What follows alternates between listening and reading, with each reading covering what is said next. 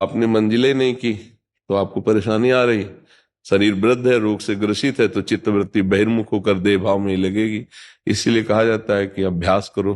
जैसे लोग कहते हैं नौजवानों को ना, ये भजन करने की अवस्था है क्या? उनसे पूछे तुम्हारी अवस्था कितनी, तुमने किया भजन क्या? भजन की अवस्था क्या होती है? कोई अवस्था है भजन करने की? हमें बताओ। बाल्यावस्था से लेकर मरने तक का भजन की अवस्था है, हमें बताओ। बाल्यावस्था खेलने कूदने में चली गई, कुछ सोने में चली गई, जवानी भोगने में, धन कमाने में, नाना प्रकार की वासनाओं में चली गई, बुढ़ापा की हालतें खराब हो जाती, मृत्यु आ गई। कब भजन के लिए समय कब है? ये जो मूर्खतावश लोग कहते हैं कि अरे जवान जवान लोगों को भजन में लगा दिया, वे भजन की अवस्था है। तो उनसे पूछे, जो कह रहे हैं, तो उनसे पूछे तुम भजन करते हो? तुम्हारी क्या अवस्था है? हर चीज भोग लिए, तुम भजन कर रहे हो? तो उसी में फंसे। पर अगर भजन करते होते तो भजन का महत्व होता, और भजन करने वाले को कहते धन्य है। हमने जहां चूक की वहां तुमने सुधार की, नई अवस्था से अच्छे मार्ग के पति को प्रणाम है तुम्हें। हाँ चलो, बहुत बड़े भाग्य हैं, लेकिन ऐसे नहीं मिलते। तो भजन की कब अवस्था होगी, हमें कोई निर्णय करके बता दे। फिर हम उससे पूछे कि इतनी अवस्था वालों से मिलो और हमें बताओ क्यों भजन कर रहे हैं क्या?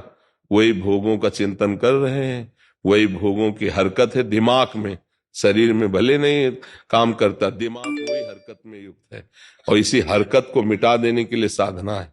और वो बाल्यावस्था से की जाए तो यौवन अवस्था में ही हरकत मिट जाए, तो फिर आगे चलकर सिद्ध हो जाता है, चाहे गृहस्थ हो चाहे विरक्त हो।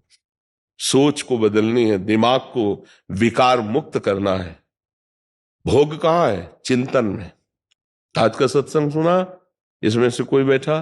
तो प्रारंभ में यही था कि भोगों में जो सुख मिलता है वो पहले चिंतन में मिलता है।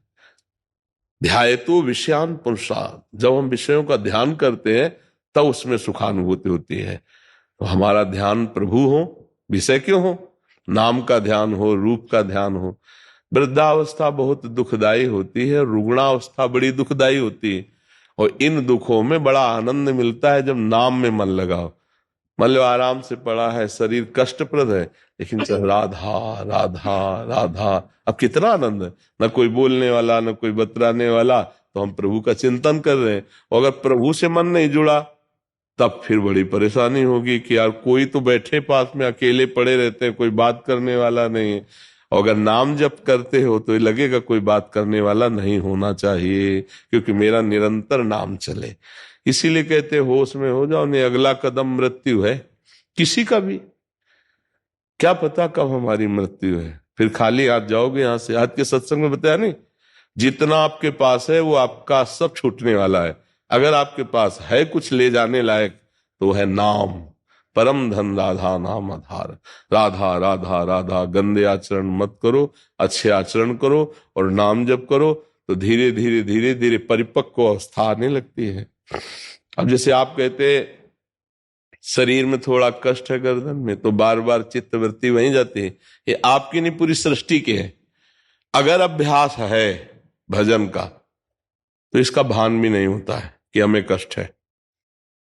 जिसको कष्ट है वो मैं नहीं हूं, और जो मैं हूं उसको कोई कष्ट नहीं है, इसलिए आनंद है। अब ये भेद आप कर नहीं पाए, शरीर को ही मैं माने और रोग से ग्रसित हो गया तो मरे, फिर कष्ट भोगे। इसीलिए कह रहे भजन करके ऐसी ऊंचाई पर चढ़ चलो कि तुम्हें मृत्यु न छू पाए। आखिरी क्या था आज के सत्संग का? मृत्यु का डर खत्म हो जाना। नहीं, रोज जो